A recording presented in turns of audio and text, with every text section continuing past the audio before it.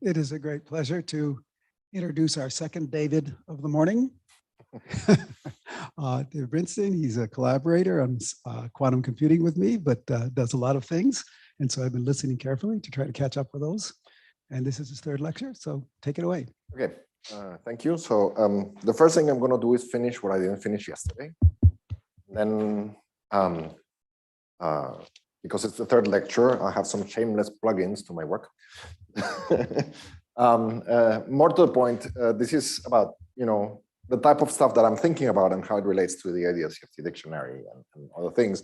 So it's not that I go into some complete tangent and go there.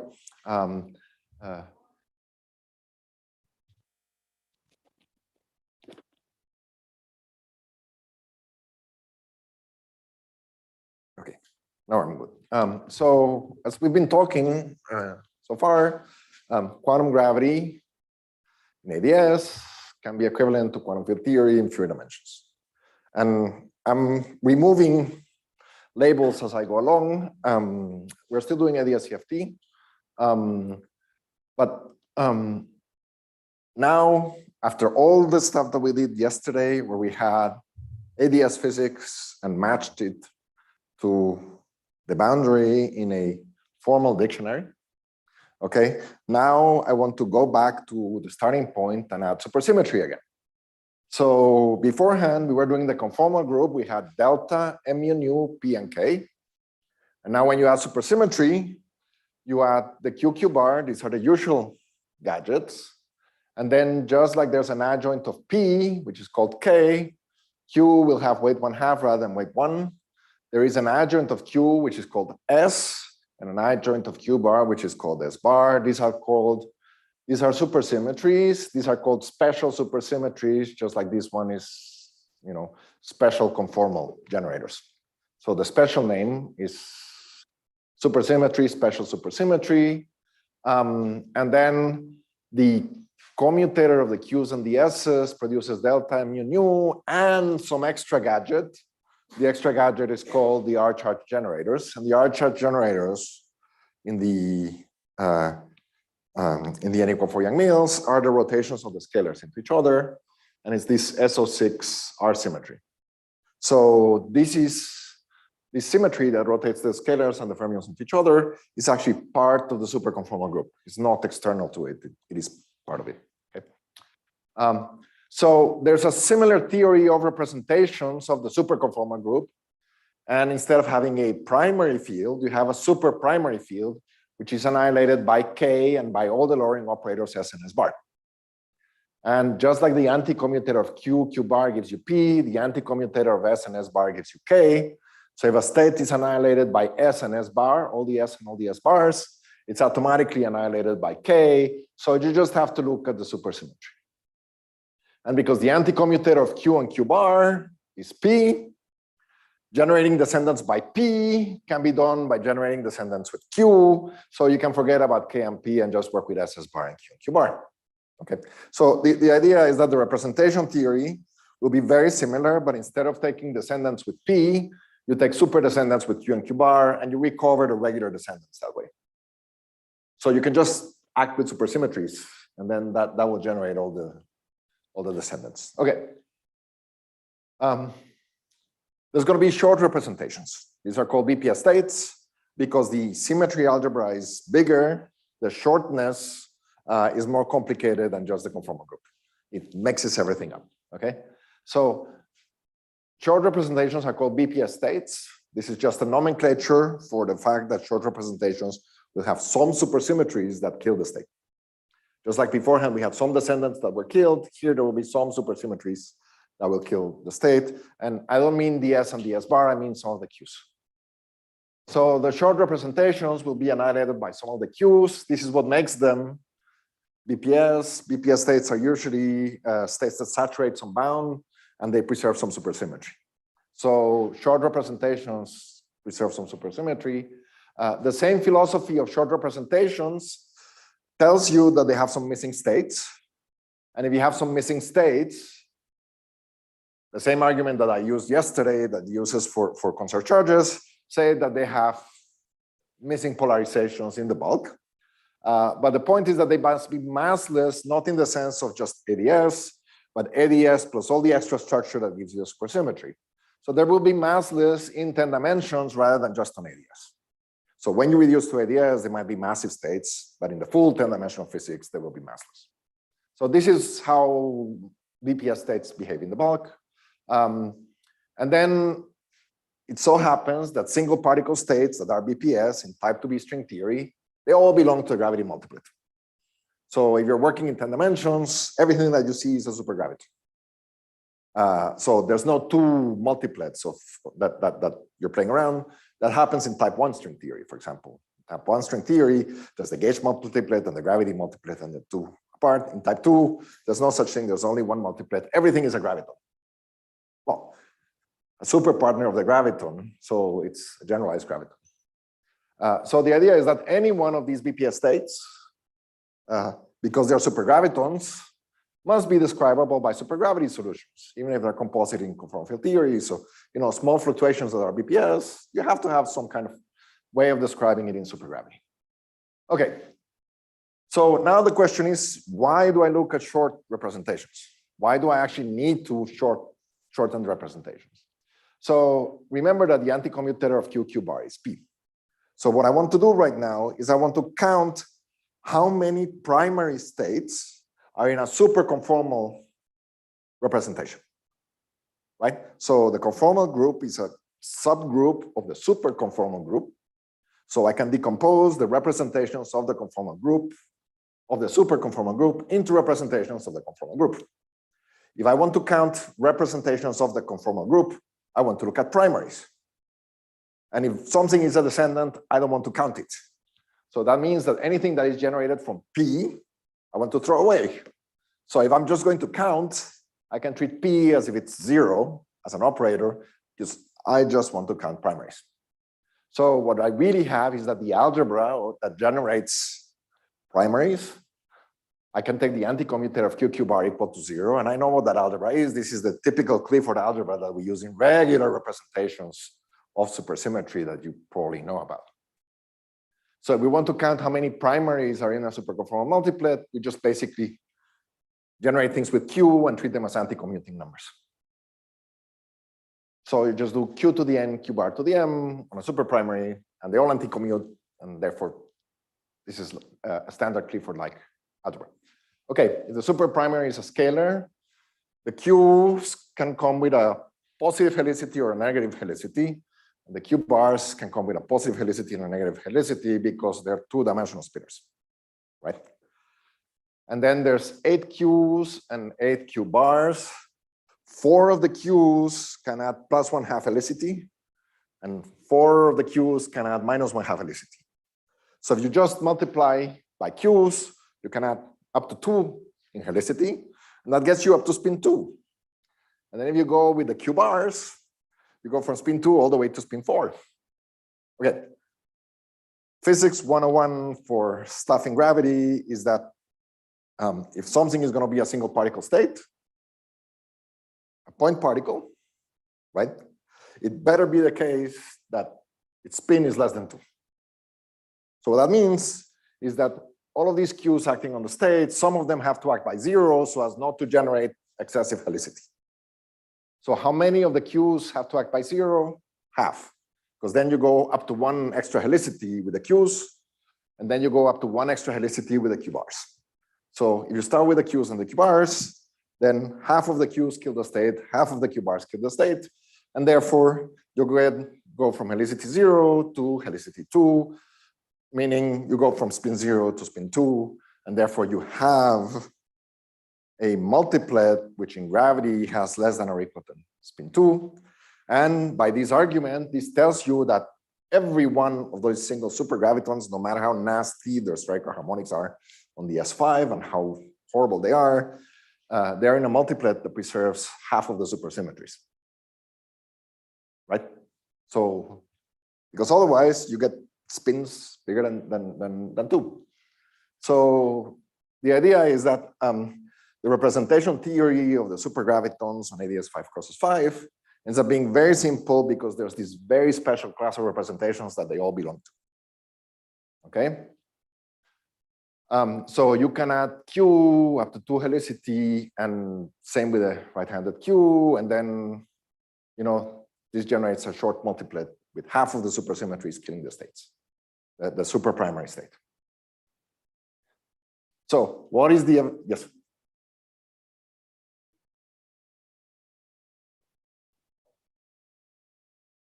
No, oh. Okay.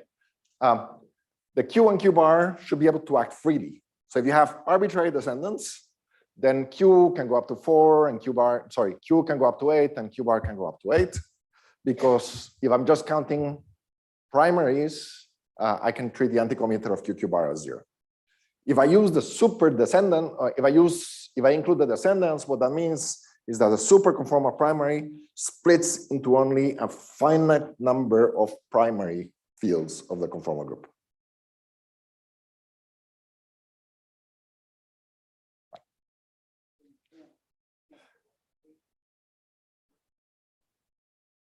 Right. So again, this is a requirement that have spin less than or equal to 2 for a point particle in. Yeah, I can see that gravity. it does the right spin. I'm just wondering what the barrier is. Algorithm, It's the usual story. The spin is less than or equal to 2 in the low energy effective theory for point particles in AdS 5 crosses 5. So it's just a condition you put on to make sure it's sensible. Well, this is what gravity tells you. In gravity, the effective theory is less than or equal to 2. So you define it that way. Okay, good. Okay, and the point is that this guarantees that the representations are short. Okay, so the statement is the representations that come up in supergravity are short. They're very supersymmetric, right? They're BPS. Every single supergraviton is part of a BPS multiplet. So you can just count BPS multiplets and do that. So if you preserve half of the supersymmetries, then there's a canonical way of building these states. Okay. So what's the evidence for the duality? So now we're in the realm where we can have a field theory computation, count supersymmetric states, and we can do gravity computations and count single particle supersymmetric states, both sides. So single traces on one side, single particles on the other one. And we can mix and match and see if it works. Okay. What we need to search for is half BPS multiplets in n equal 4 super Yang-Mills with the right quantum numbers. So we need to find the operators that have the right quantum numbers to be a half BPS multiplet. Okay. And as I said, these are really simple representations, and they're truly amazing in the sense that if something is in a half BPS representation, as you deform the coupling constant, they can never be lifted and thrown away. They cannot meet up with another representation to make them non-BPS.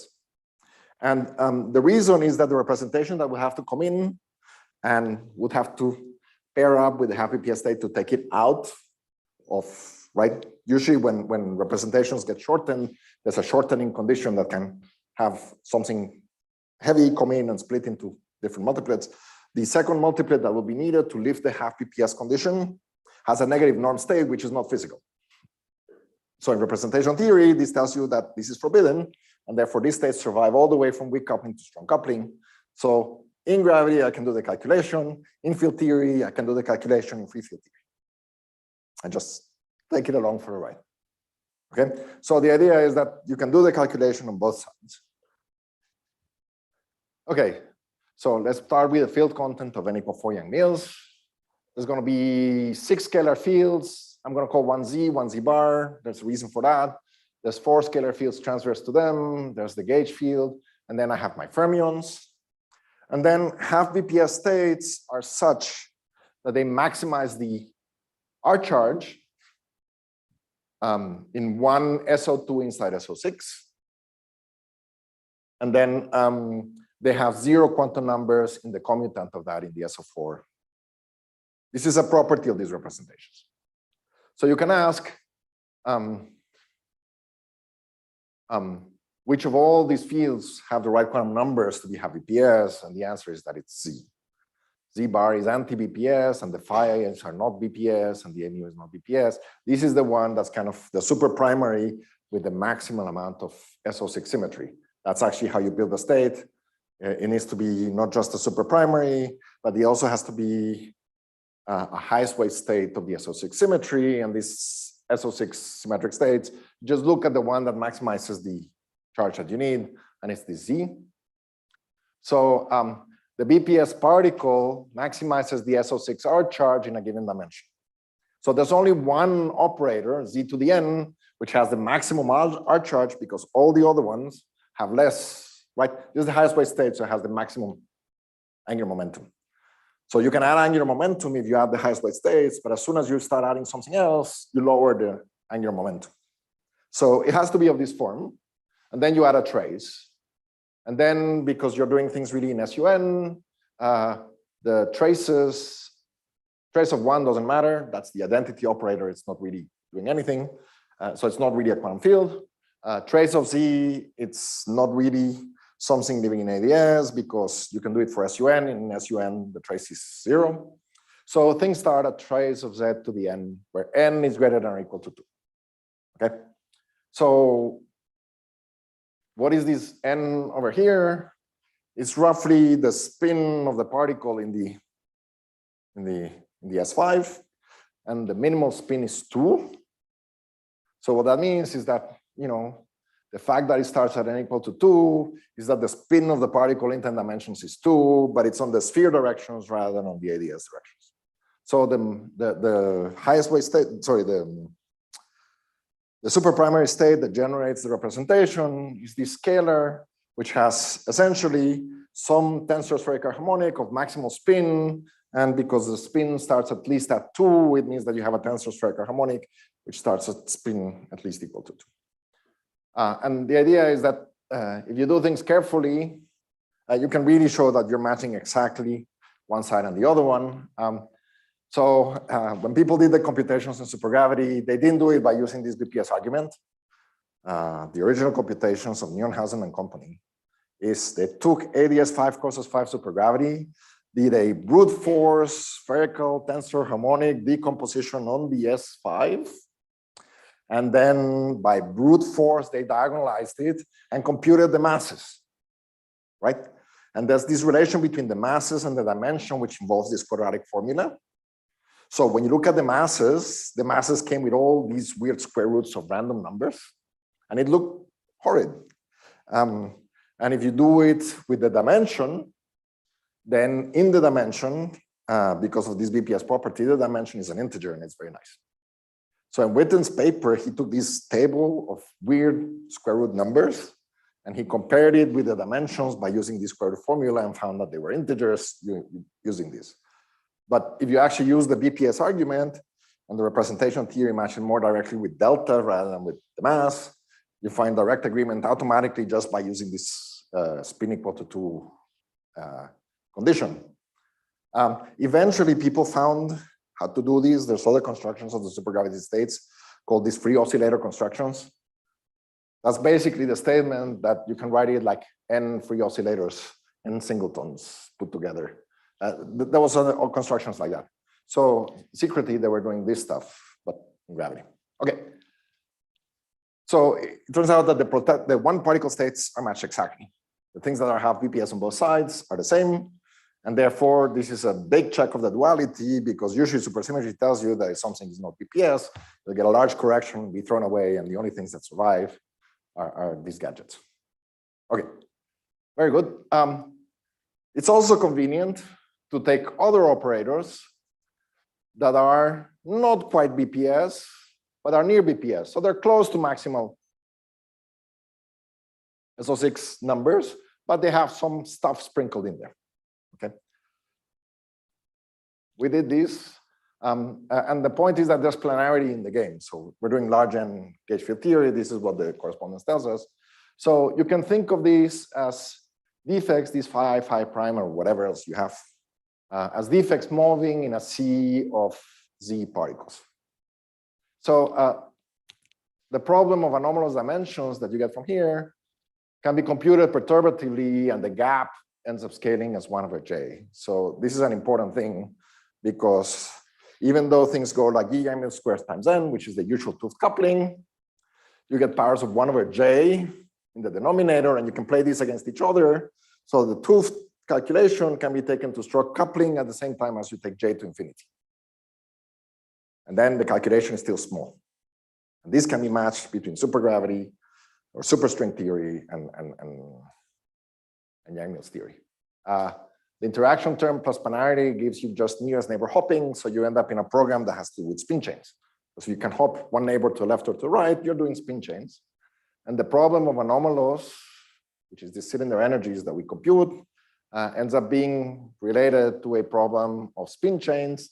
And there's a lot of technology to handle spin chains that has been handed out by researching condensed matter physics and not necessarily high energy theory. People's like Baxter, Yang Baxter, all this sort of stuff, Beta ansatz. It's a spin chain program. We started it roughly in 2002. This is the BMN paper is the observation that this is a good approximation. Take J large and do these things at low quasi-momentum on the spin chain. But then Minahan and Zarembo and all these other people showed that not only was that a nearest neighbor spin chain, it was actually integrable. So if it's integrable, you can apply all these machinery of beta ansatz, etc., to it. And then Minahan and Zarembo showed it in the SO6 sector. And then Weiser and Staudacher basically showed that it was integrable for all the possible supersymmetries and integrability that you could have there. And they use some stuff which is pretty hard to read, which is these Russian papers of Lipatov that computes anomalous dimensions in QCD. So it turns out that some calculations that were done in QCD, which are really horrid to read because I don't understand these papers, end up being related to the problem of anomalous dimensions of n equal 4 Yang-Mills. Obviously, they both share Yang-Mills, so it's not surprising. But the point is that these problems of SL2 anomalous dimensions of QCD was an ingredient that gave rise to the complete integrability of the one loop calculation. And then people showed that the sigma model of the string was also integrable on the AdS side. And they say, okay, there must be some integrability between weak coupling and strong coupling that protects everything. So if you assume that, the integrability program for strings in AdS5 causes 5 is that there's some integrability that interpolates between weak and strong coupling. And this technically has been solved in the sense that people struggled for 10 years, give or take. And eventually they gave a construction in terms of something called the Y system. Don't ask me what that is. This is the technical term for something that gives some version of the beta ansatz a better form that works also with wrapping and some other stuff. This is beyond my expertise. I just can quote the numbers. Or the integrability is not proved yet. It's a working assumption. But you use this Y system to make predictions to some 5 or 6 loop order. And then some of my colleagues in UCLA have programs to compute anomalous dimensions to some Konishi operator to 5 or 6 loop orders. And there's some people who do these, which is really a tour de force of Feynman diagrammatics, right? And the prediction from integrability matches exactly this computation that gets done afterwards with brute force perturbative methods. So this is pretty strong evidence that this kind of integrability assumption is giving things on the ball because it can make very complicated predictions about perturbation theory that are really hard to check by conventional methods. Okay, so that's to say that you have a problem of spin chains. Spin chains are things that look like a string, right? It's a long extended one-dimensional lattice with some excitations on it. So it's a one-dimensional field theory. So this program matches strings in AdS to these spin chains, and it's basically recovering the string sigma model physics of putting Nambu-Goto strings plus whatever they do in AdS5 causes 5 to try to get answers. Okay. It's a messy program. So the string program kind of got bogged down at one loop, alpha prime corrections, and then after that, people can't compute any further. These are getting higher spin massive states beyond the graviton multiplicator. Yeah, this gives everything. Konishi. If I tell you Konishi, it's something with anomalous dimension. So this is showing that the n equals 4 string itself is sort of integrable. Yeah, the n equal 4 string is integrable and produces all the sigma model computations that you could imagine doing in AdS5. Crazy person in Brazil was always, who am I thinking about? No, Berkowitz? Berkowitz, yeah. So this produces some weird gauge fixed version of the sigma model. So you cannot show that it's conformal. What you can do is solve some conformal sigma model dynamics, gauge fix it, find energies and stuff like that, and compare to what comes from the spin chain. People don't understand this well enough to deduce the conformal sigma model. It's more along the lines that you can get the spectrum, the gauge invariant spectrum on yes. Okay. So if you look at what this does, planar diagrams, you can ask, when do planar diagrams start breaking down? And it's roughly when the number of defects is of order square root of n, give or take. So phi, or the z to the n has to be up to order square root of n before the non-planar diagrams start messing everything up. So the idea is that at least the low-lying states, meaning the strings and the particles, are there. D-branes are also there, but I'm going to move on and I'm not going to tell you about D-branes. So I'm going to now go into some extra physics, which is, we now have established that there's a big class of operators in string theory or states in string theory that we can reproduce from perturbative computations in Fourier mills. So we can claim that it is proved in the sense that the states that we can follow on both sides on AdS5 are the same and can be tracked and used around. They're free strings, so the interactions have to be worked out. So we've recovered the string sigma model. We haven't recovered what I would call the Newton's law of having two strings interact and produce the, let's say, Veneziano-like amplitudes or something like that. People still haven't done that. So, you know, it's not just everything being nice and pretty and we know everything, but, you know, it's a good starting point to say that this stuff really works. So the next thing is, let's say you want to do scattering. So then you need to prepare two states, have them collide and go out. And then the question becomes, how do you make stuff in the bulk, right? How do you prepare states in the bulk? So what I was telling you is that you can put sources on the boundary, and if you put a source on the boundary that's weak, it'll shoot some information inside and it will produce some field configuration on the inside. And if you play around with this source, you can hopefully source the field configuration that you want that puts the particles wherever you want to and has them collide. Okay. This is part of this Gubser-Klebanov Polyakov Witten dictionary that we talked about, that, you know, if you add a source to the boundary that has a meaning in AdS and it has a meaning in the conformal field theory, and the source in conformal field theory will generate the state that you want, meaning the multi-particle state. Okay. And the source F is the boundary condition for the gravity theory. So we know how to do this, at least morally. And then there's technical problems. So there's an HKLL prescription, which is, okay, if you can construct any field configuration you want, you can also ask, how do you measure the field configuration at any one point in the bulk? And if you've solved the equations of motion, I told you that you could reconstruct the field configuration from doing an integral on the boundary on some cylinder of some fixed time size, just by looking at Fourier modes. So the idea is that you can say, okay, if I do this integral, I can recover the information of the field at some point in the bulk that I want, because that's just a combination of modes with some special coefficients. So there's some kernel between my field in the bulk of some value of my angles, some time at some rho, as some integral of that depends on the place where I want to measure stuff, and information on the boundary, and this operator insertion on the boundary that measures the field.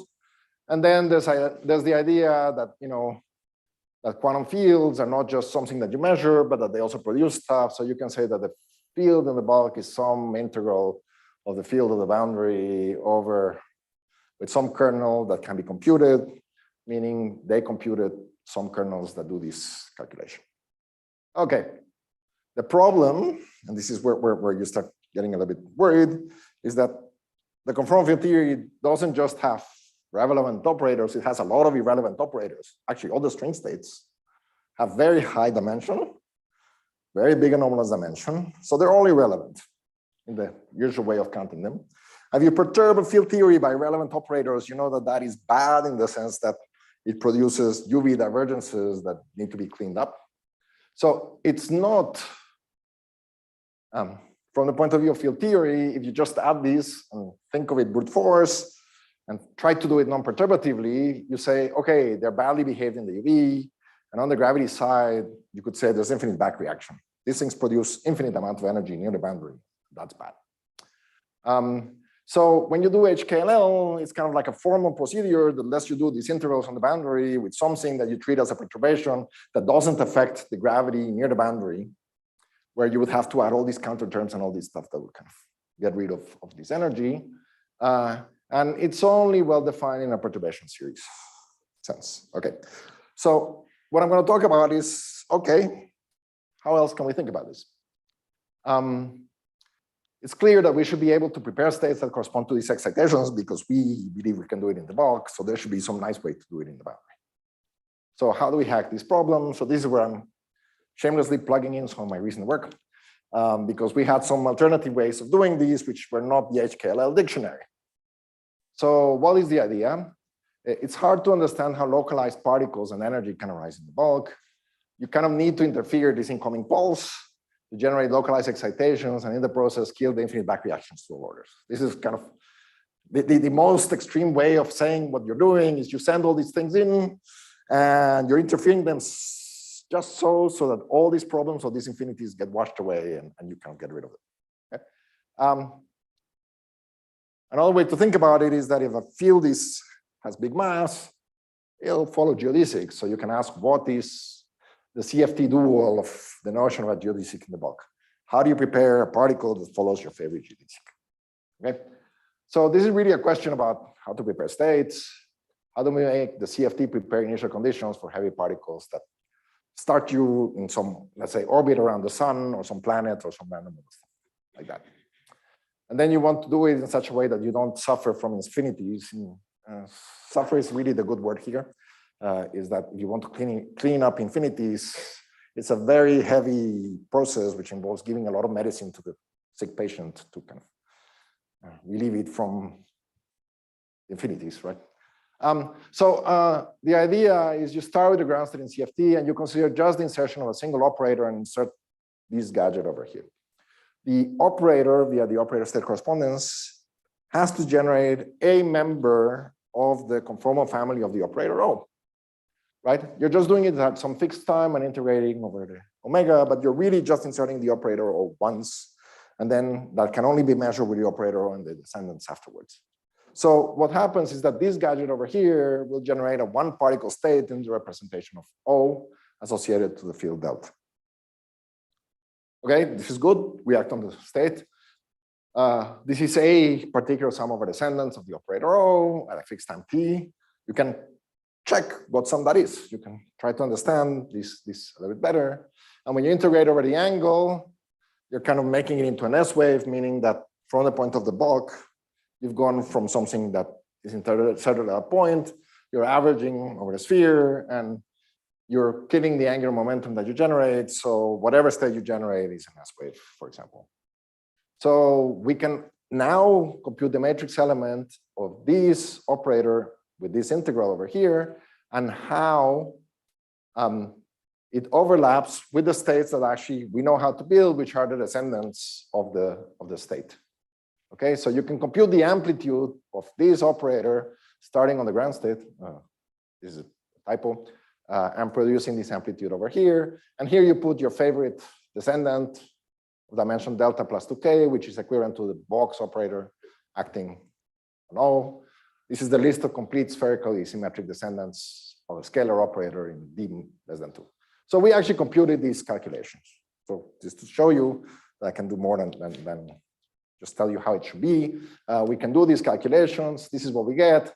As is typical in calculations in conformal field theory and in field theory, gamma functions proliferate. This is just kind of the price you pay for admission. When you compute gamma functions, here there's a gamma of k in the numerator in 2 places.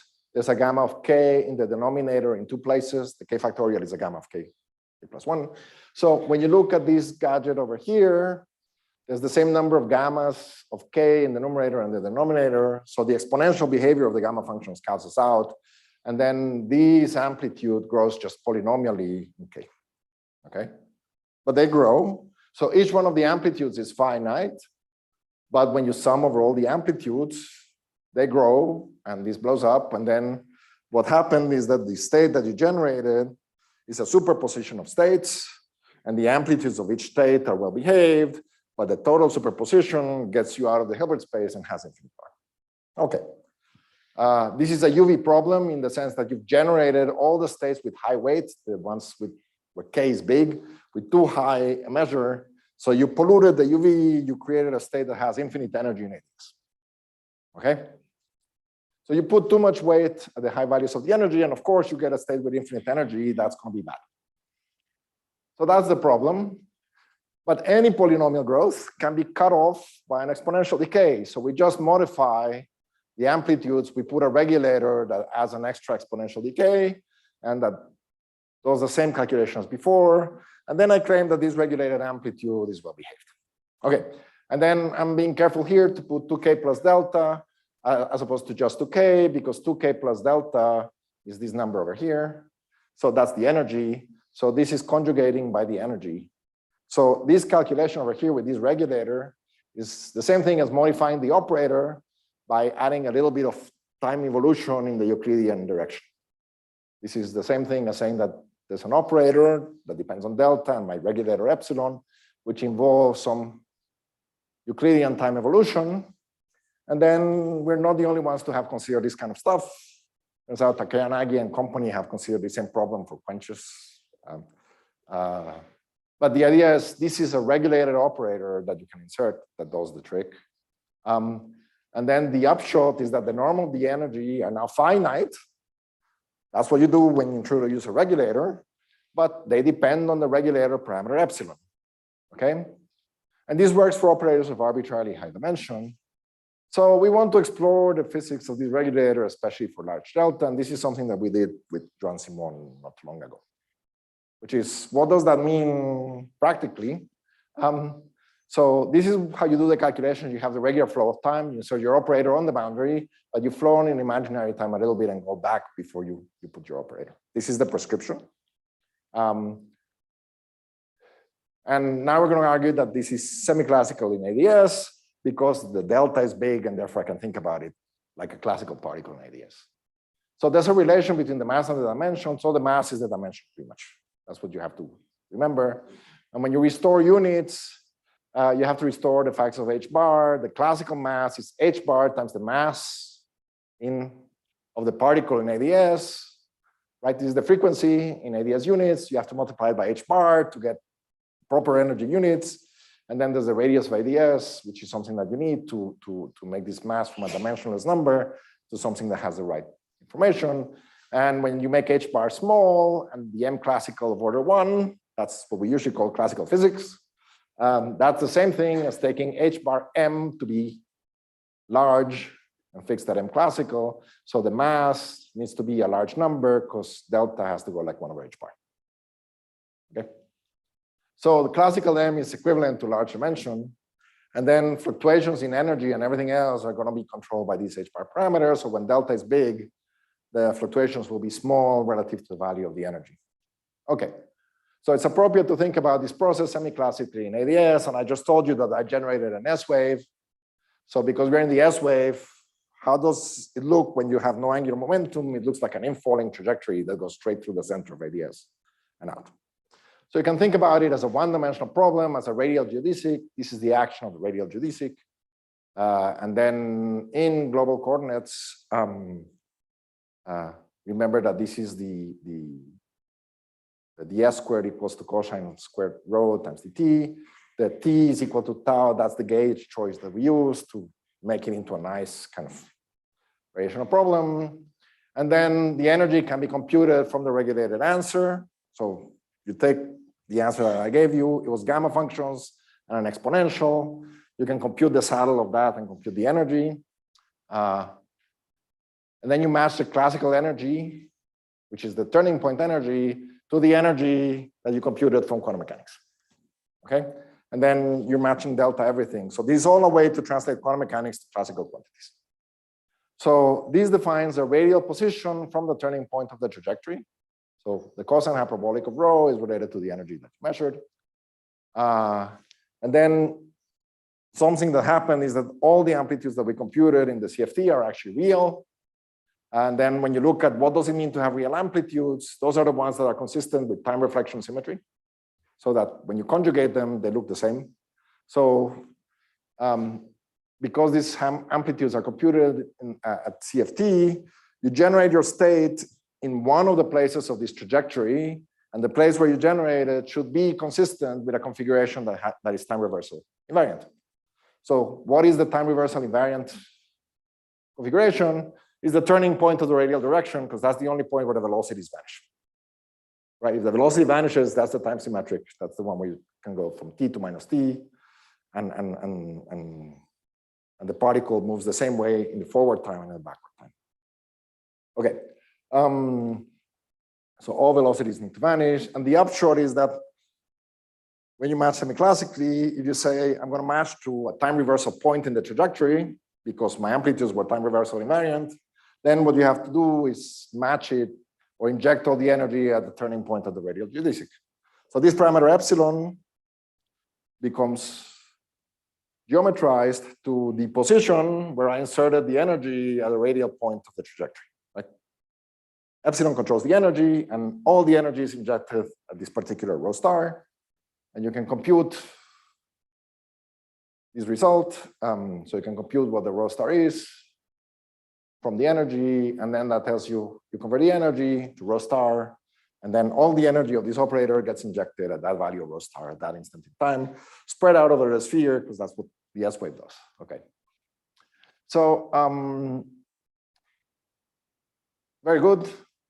And now you go back to the definition of the operator, and you see that it involves imaginary time, because it's a plus epsilon h and a minus epsilon h, right? So this gadget over here is the flow of the operator into imaginary time. And when you do things in imaginary time, you should think of what other physics happens in imaginary time, and then the physics that happens in imaginary time,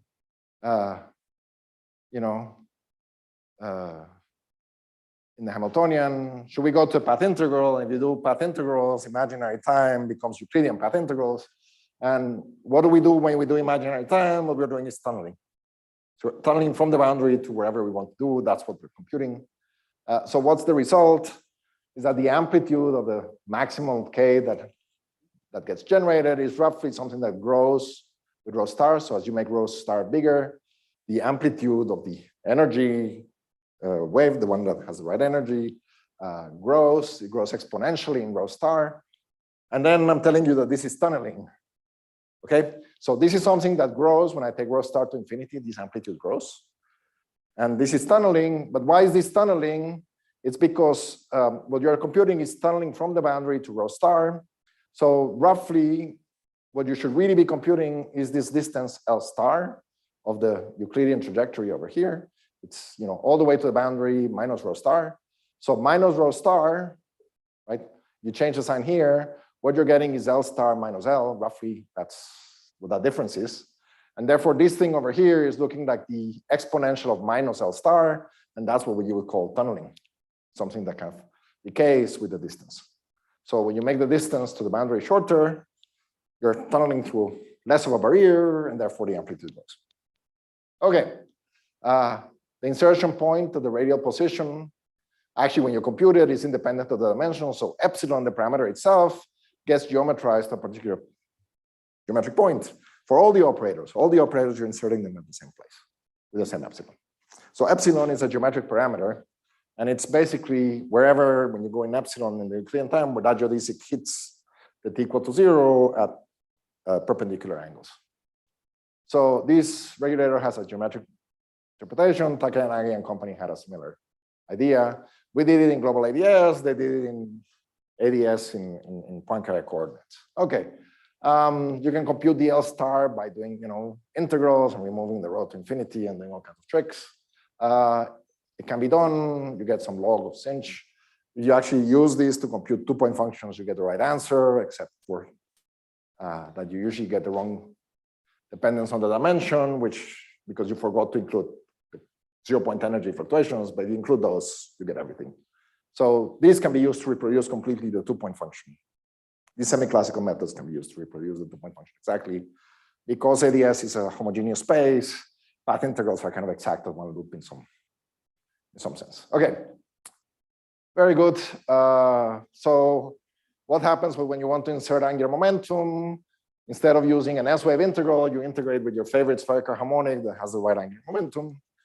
And then you can do decompositions of these operators, which are more messy. And again, you get gamma functions, but now they also get modified by L.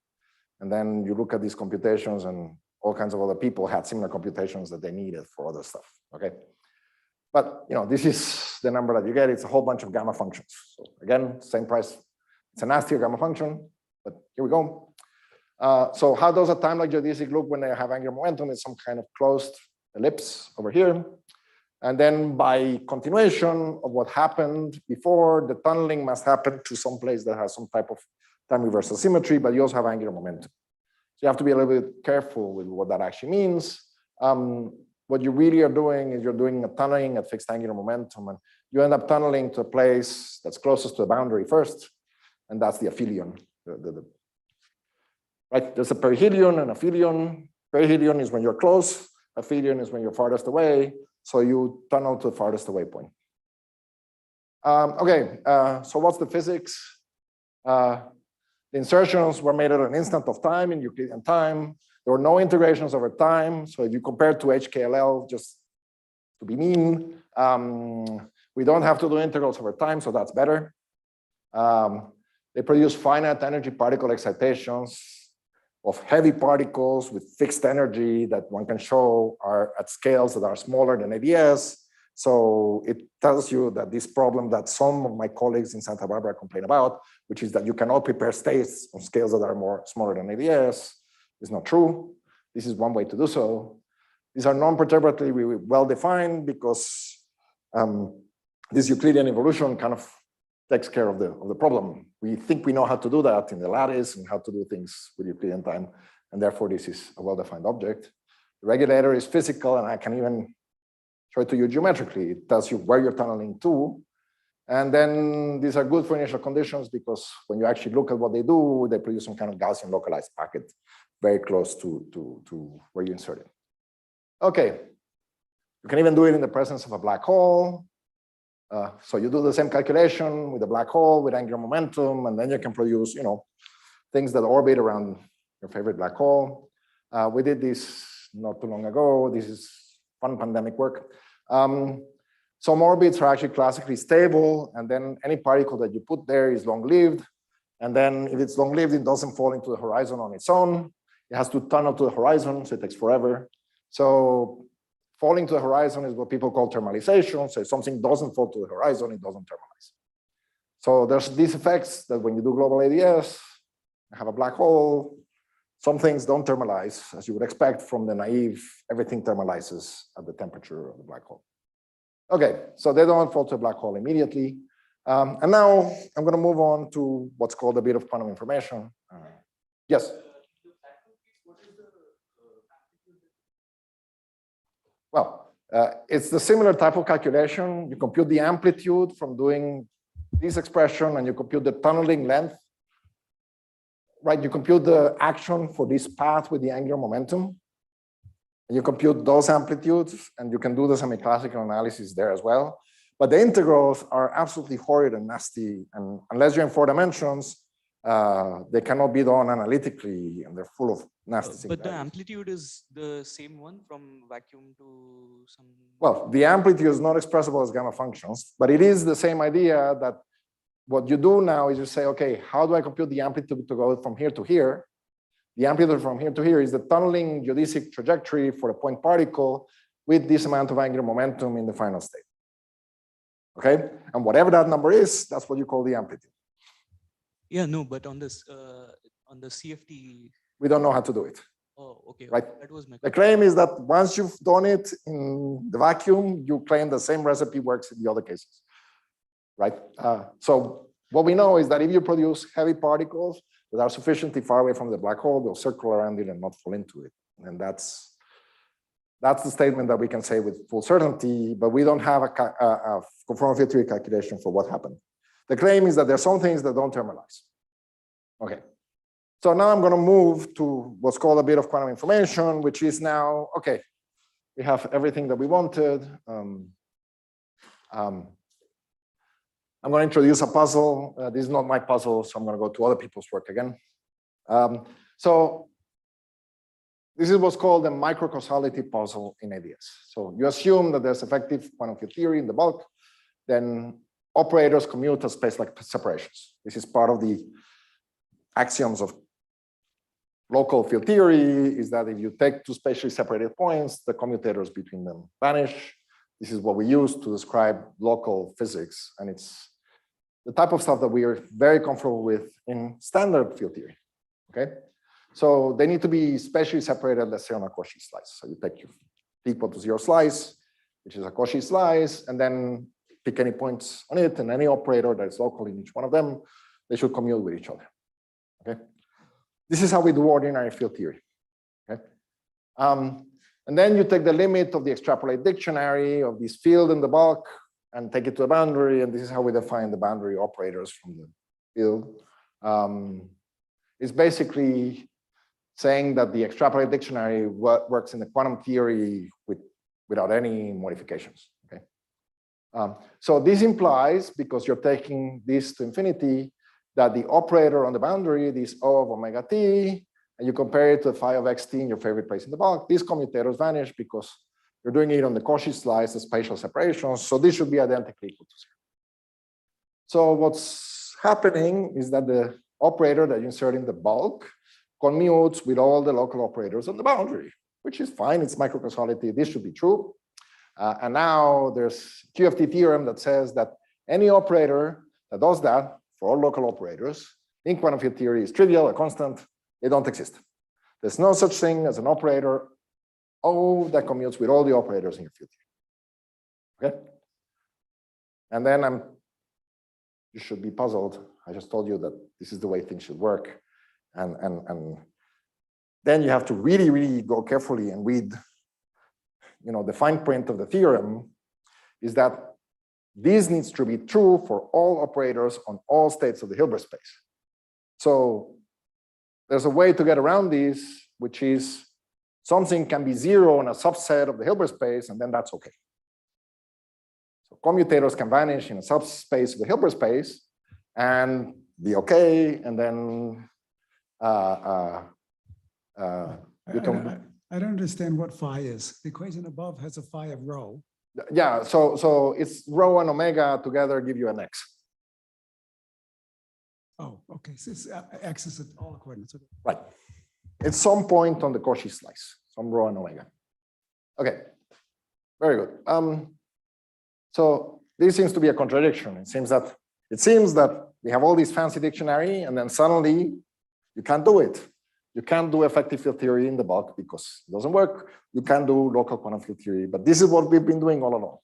We quantized fields in AdS. We took, all the usual rules of quantum field theory, and then we're finding that there's something that seems to be deeply wrong. Yes. This is one. I don't know who, but this is one of these things that shows up in axiomatic quantum field theory, that any operator that commutes with all local operators is a trivial operator. Usually, if you have a free scalar, it's easy to prove. If it commutes with all local operators, it also commutes with all integrals of the operators. And then it commutes with the raising and the lowering operators, and therefore it's trivial. But then we are basically expressing under the IDS CFT reconstruction, we are basically expressing all the bulk operator in terms of like HKLL, for example. Right. So we express it as an integral over some region of the boundary. Right. But if you actually compute the t equal to 0 slice of the boundary, the operator that we're computing in the bulk should commute with it. Right. And this doesn't happen. It's not allowed. And I just told you the out. The out is that this is too strong because this is a statement about the full Hilbert space. So you can get out of it by working on a subspace of the Hilbert space. And in the subspace of the Hilbert space, it's not the full Hilbert space, so the theorem doesn't apply any longer. This relation is a operator relation, right? It's not like you're acting on something and then you're... Well, you have to be careful. This is an operator relation which is approximately equal to 0 on the states that you have access to in effective field theory. Right? So after you add enough caveats, you realize that this statement is the statement about perturbative field theory near the vacuum where you think you know what you're doing. Right. And once you add something sufficiently messy, you generate a black hole, and then you generate a big back reaction, and then there's assumptions going into what this actually means that are always hidden in the fine print, right? This is not really a true operator in the sense of physics, because what you really need to do is make sure that the operator is such that it doesn't generate a black hole when you do it, and that adds a whole bunch of stuff that makes it slightly non-local. Some other stuff. Also, on your prescription, where you said that your prescription would be valid in the presence of a black hole, I would suggest think it will only be valid in the exterior of the black hole, right? If I have one point inside the black hole and the other one outside, then it may not be applicable. Right? When you go to Euclidean methods, the interior of the black hole disappears. So you're always tunneling to the outside.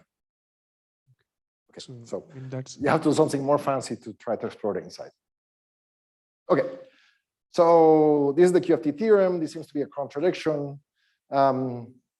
But remember also that we could compute the partial wave expansion of the field theory by doing Fourier integrals of boundary. So we can write abstractly that this operator, and explicit expressions are in all these papers of all these people. So Bena, HKLL, and then the support of K is compact and depends on the radial coordinate of X. There's all kinds of ways to do this. And the point is that there's more than one K that should reconstruct this operator. Okay. This is important. So the question is, how do we fix the microcausality problem? Now you need to start introducing new ideas. The first new idea that you need to add is these ideas of entanglement. This dates to Ryuta Kayanagi. It says that entanglement is equal to area, and then also quantum error correction.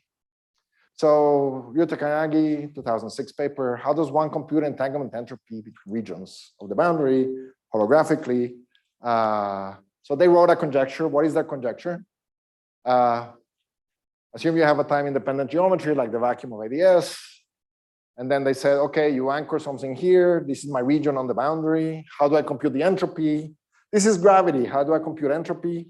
I measure the area of a surface and I multiply with the right Newton constant.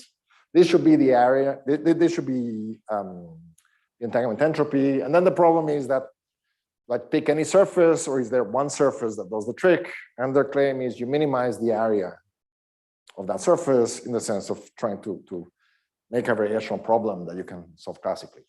So basically what you're calculating is some regularized area of a surface. And this is very similar to what people do when they do Wilson loops. Generalized stuff. Okay. Regularized area is the entropy, and you assume the same physics of the black hole thermodynamics on the horizon. And this was their conjecture. And then their idea is, if you do that, after a few steps that involve some of my colleagues that some of you might know, Mukund Rangamani and Veronica Hobini and Ryuta Kayanagi. This Ryuta Kayanagi surface is kind of dividing the regions of the Cauchy slice of AdS that can be reconstructed from the pieces of the boundary. So the claim is that this surface over here separates what can be reconstructed from this side from what can be reconstructed from the other side. This is part of the claim that people make in holography, that you can reconstruct everything inside this entanglement wedge, as it's called, from the physics that's just from the operators that live on this side. You can reconstruct everything on the complement from the complementary region of the boundary. So this is a claim. That's what's called entanglement wedge reconstruction. And then the idea for locality in the bulk is that if you start with an operator at A, it's my favorite region A, this is going to be the Ryuta Kayanagi surface. P is outside that region, so I'm not able to reconstruct it. So it's okay if it commutes with A because it's generated from the operators of B and C. Then P can be reconstructed from B and C together. You can play the same game for C. P can be reconstructed from A and B together. And then the physics of P can formally commute with A or B or C because of microcausality, and therefore you claim that you're doing things right. But I still haven't told you how to build it. So I told you that P can be constructed from A and B, or from B and C, or from C and A.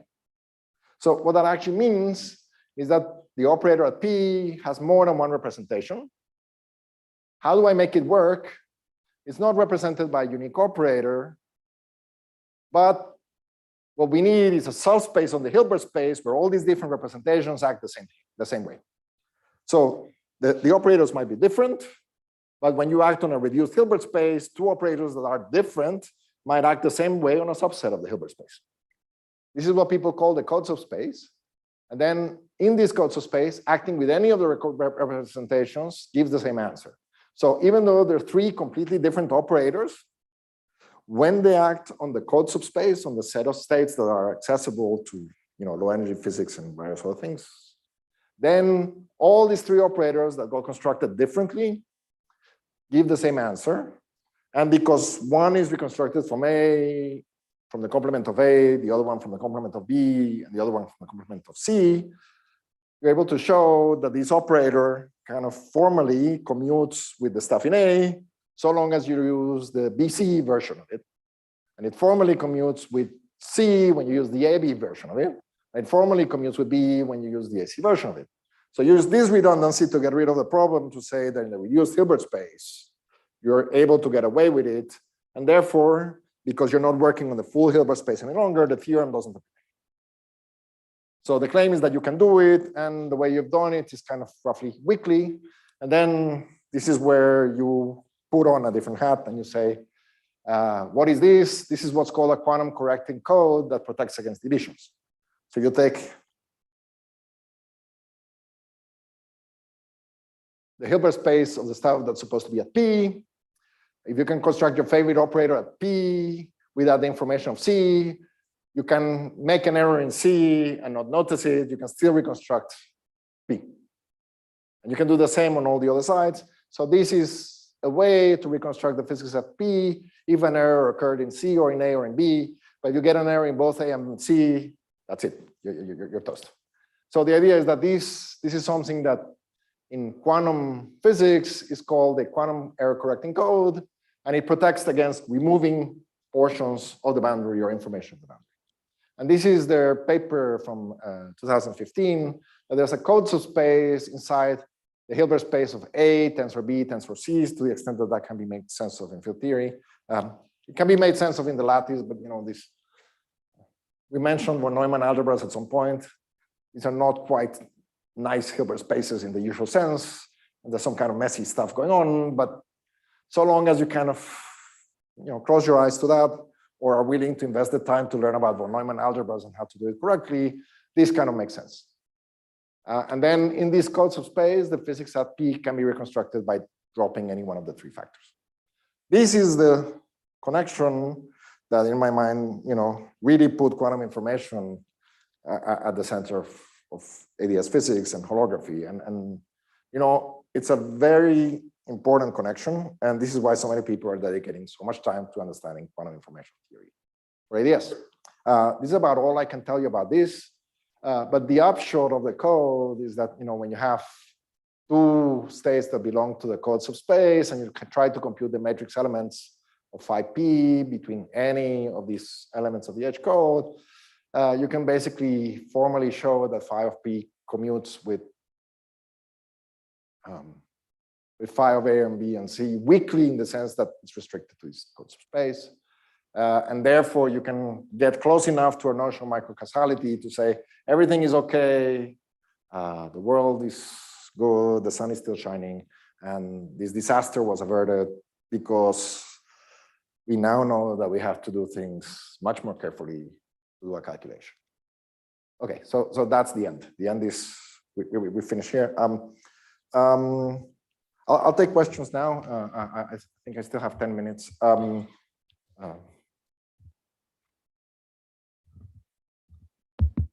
Let's thank David for a nice lecture. So time for questions.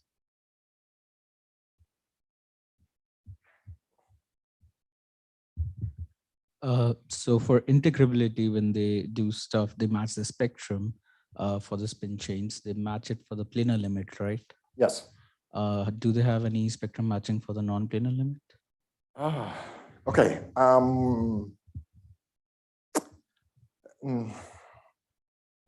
Yes and no. Some pieces of the spectrum are protected by supersymmetry sufficiently that you can match them. But these are not the interesting states. You can match some things that are non-planar once you have a background which is not pure AdS, but AdS plus some D-branes. If the D-branes preserve some supersymmetry, you can compute the spectrum of open strings, or at least the ground state of open strings between these D-branes. And sometimes even that spectrum is fully integrable in the sense that the boundary conditions preserve integrability. If you ask more generally, non-planar physics as in gravitational interactions that are computing things like Newton's law and scattering and various stuff like that. The people who do computations in these Y systems and various other stuff like that. You talk to people like Pedro Vieira in Perimeter Institute and various like that. They have these hexagon computations, which are exactly what this non-planar stuff is supposed to compute. And it is very hard to read. And then they have some way of computing things to some order and get some information about non-planar physics for some of these computations. I don't know how it translates to the physics that I understand well enough to tell you what's going on with two particle states and gravity and that. And then because people solved the problem, meaning that it got too hard to keep on going, people moved on. And what people do nowadays is they do scattering in Yang mills and try to understand that structure. And there's also integrability there, something called the Yangian, and there's some way to relate them.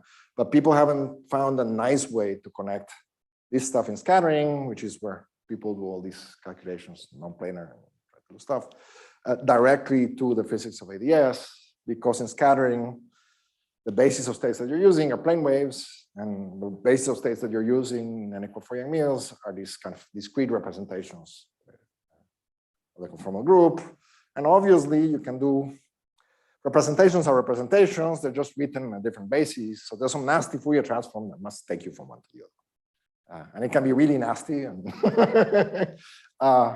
this is the type of stuff that usually requires some Lochikov to say, this is the answer, and then the rest of us go there. Say, okay, thank you.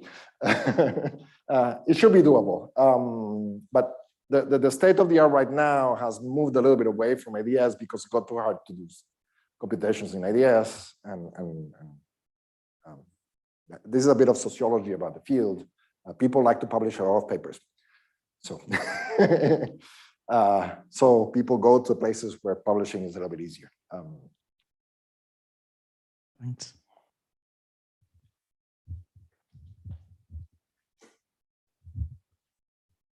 In this picture that you have the point P, and you say you can reconstruct it from the union of A and B or B, C, etc. Yes. Does this hold when P is a black hole, when you have a black hole there? That's a really good question. Sometimes it does and sometimes it doesn't. And so I guess that you should have a code subspace that contains operators about the information about this point, right? Yes. And is it clear what are the characteristics of these operators or of this code space? Right. So usually,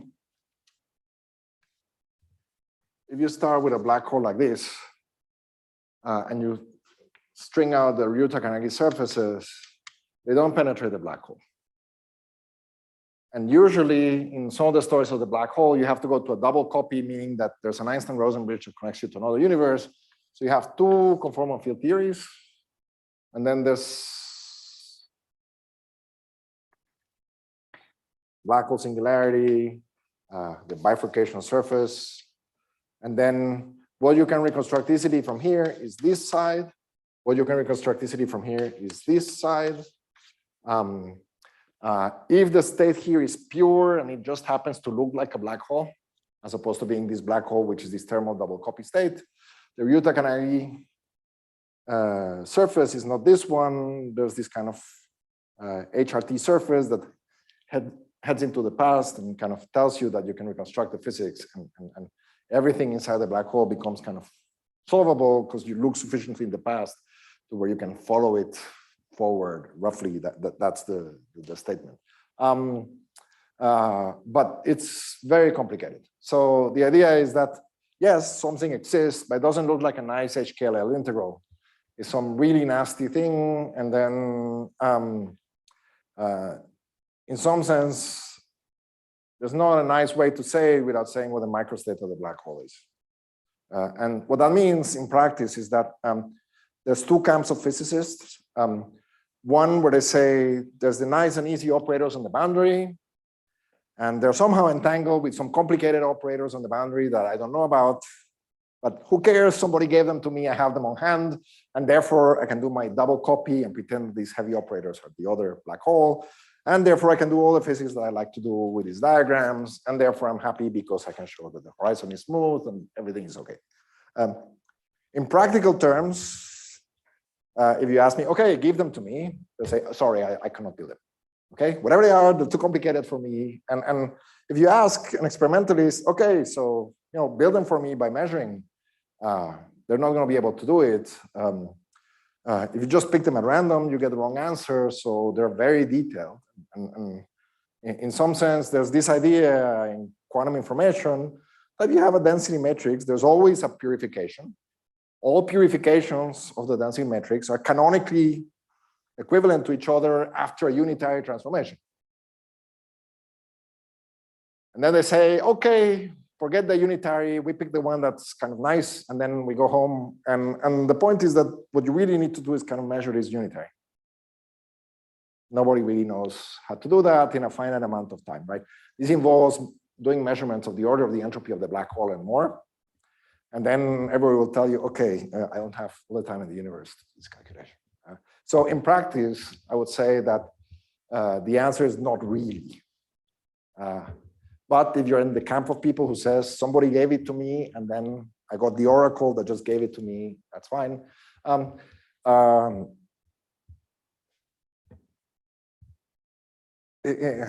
mean, there's jokes in the community about, whether there's a firewall or not, depends on whether you have this information.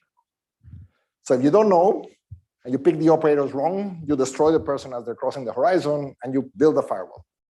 And then if you have them and you know how to do things right, then you can actually ask what happened to the person that went through. The state hasn't changed, but how you measured it did.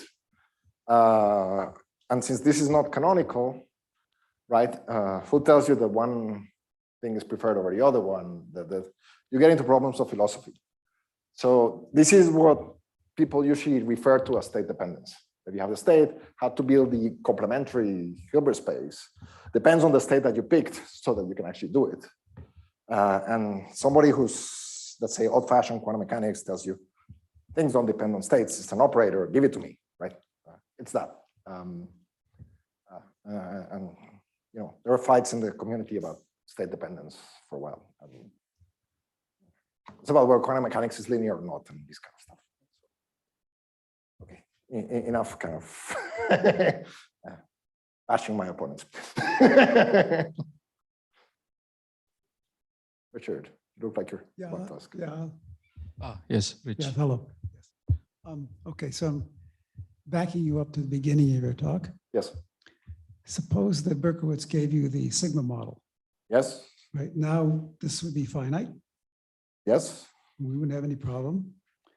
And I presume we would figure out how to make the boundary be sources for the sigma. You'd write down an amplitude. You mean you can write vertex operators for the things on the boundary? Yes. Yeah, but I mean, by definition, the boundary is just it's an S matrix. Well, it's a boundary of AdS. You can make kind of something that generates it. But there's no statement about local field theory, right? It's just a sigma model. I mean, okay, so we're not doing it effectively. So now, it would seem to me there's no problem at this point. I mean, you just simply calculate. It's all finite. Okay. You have this correspondence between the sources of the string. Yes. I'm just doing leading in, okay, Mm-hmm. right? And I'm done. So your problem is that when you assume that you go to low energy and you introduce a local field, you're assuming more information than exists in the string theory.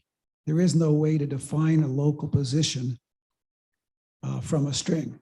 Well, That's right. So is that the problem? there's a certain sense in which And so the problem is in that you which- assume too much information in the bulk. No, I mean, you can talk about physics on scales that are bigger than the string scale and smaller than the AdS scale.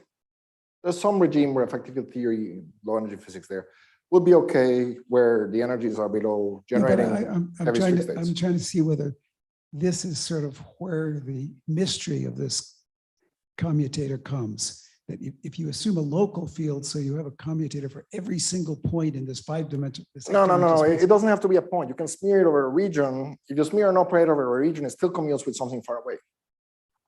I realize that, but the counting of the number of operators is mapped into this continuum of position, which is greater than something you can define from the string theory. Again, You have a larger class of object. remember, what we usually call the field Yes. is some linear combination of raising and lowering operators. And there's a discrete number of raising and lowering operators. I have them both in the conformal field theory, and I have them both in the AdS. And then it's a question of which linear combination I take, and they're usually But in not string theory, normalizable. there is no local field. No, but this is a statement about just representation theory of the conformal group.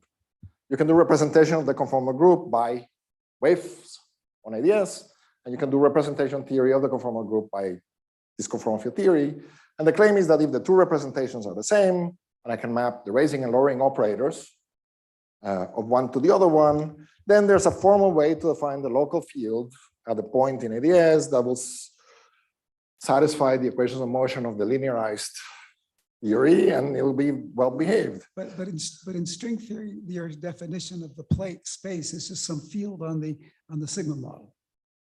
Right. So in string theory, what will happen is that what we usually call a string is not localized at the point you insert it, but we still do, when we do string field theory, we assume that there's something that looks like a local field that depends on the X position, which is in some sense extended a little bit depending on the quantum numbers of the string. Right? People do string field theory where they have something that depends on X. But you don't have this there's no such thing as defining in string theory the space-like separation in the target space. No, but people do it with the light conformulation, and then it's perfectly well defined. People can get it. People have found ways around it. When people do string field theory, that's what they do. The field is not quite local at X, but the string field repackages some of the non-locality at the center of mass of the string, and then does that. When I get to string field theory, I'm no longer doing the large N limit. It's not just the Born term. I understand that, but what I'm claiming is that when people do string field theory, with coupling, you forget about the interactions, and this is exactly what they're doing. They're saying there's a field at X, which is kind of smeared on some region around it that has to do with the quantum numbers. I'm myself to the leading large N. It's a pure string, and I don't see where you would get this problem. Again, the string is extended, but the center of mass is well defined. So they define the field of the center of mass with this kind of thing extended over here. And then this is how they do it roughly. That thing on your blackboard is a field on the sigma model.